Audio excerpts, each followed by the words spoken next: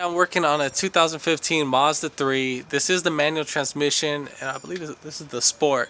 So basically, customer got a little fender bender, as you can see. So the whole control arm, strut tower, or the shock itself, and sway bar and link, and inner and outer tie rod are bent. So if you want to see all the other videos on how to replace those, I will be posting those up.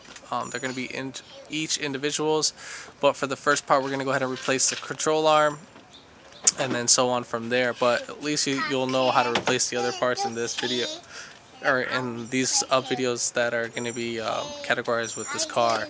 If you haven't already, like, share, subscribe, and then comment down below for anything, and then you'll be getting more notifications once you subscribe on future videos that I will be posting up. And then we'll go ahead and start this video right after this intro. We're going to take off the rim first, and then we're going to be using a 21mm.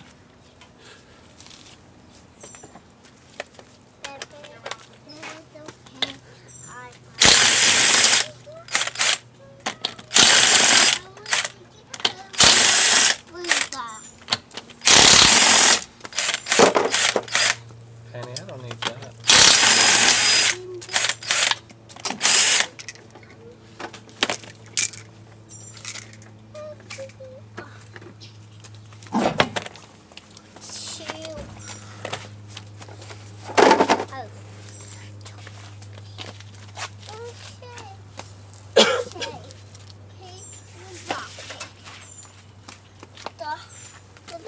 Open the top.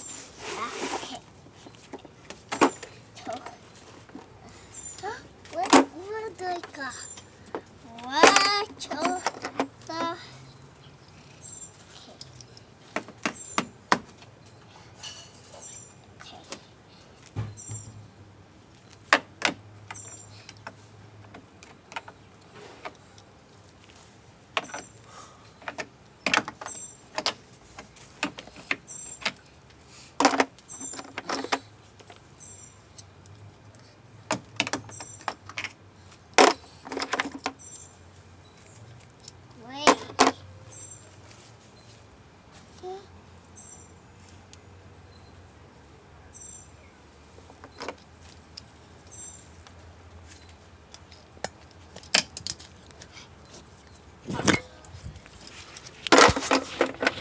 From the jacking up points, I actually jacked it up from the pinch weld. I don't like using the pinch weld, but for my situation, since the lower control arm is all jacked up, the whole car was all bottomed out, so I didn't want to work a little bit more. So we can jack it up from right there, and then put our jack stand on the subframe itself. So as you can see right there, not on the control arm, but on the subframe, depending on which side you're working on.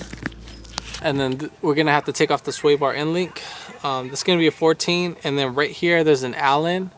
If this gets stuck, you need to use like a wrench and then the Allen to hold this. So the Allen's gonna be a 5mm. So right there, you can see that. So yep. Go ahead and take off the sway bar end link. I'm gonna be using a impact gun, but I'm just gonna kind of give you an idea how the setup would be. So basically you would have this like that, and then you would have your wrench holding it, and then obviously one's going to be tightening, so you're going to have this in the tighten position, and then obviously you're going to loosen one, or either vice versa. So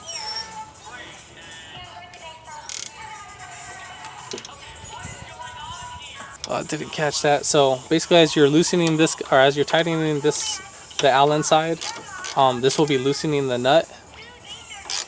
And you just keep doing that until it pops right off.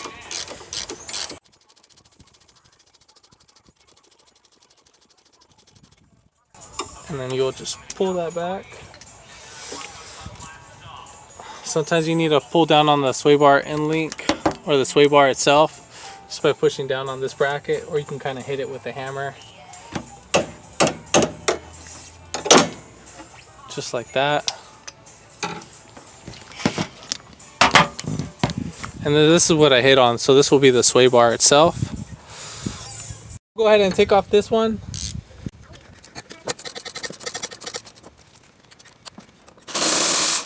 Alright, then we'll go ahead and install our new one. Doesn't really matter if it's an up or down, still going to be the same.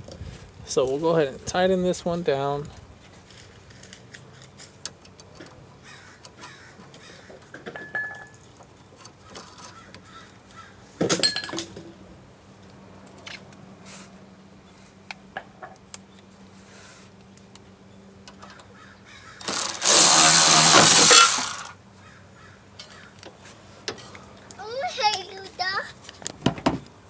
Whoa. And then we'll go ahead and put this guy down. So we're going to push down on here and then pull towards in.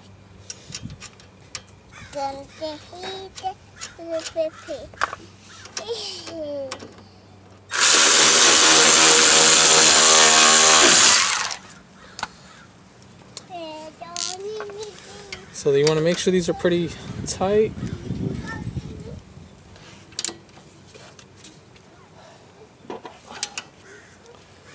And then I'm going to pretty much do the same thing for the bottom one. I just didn't want to tighten that one all the way because I wanted the top one in first. So I got these both in, and then we'll pretty much put on the wheel right after that.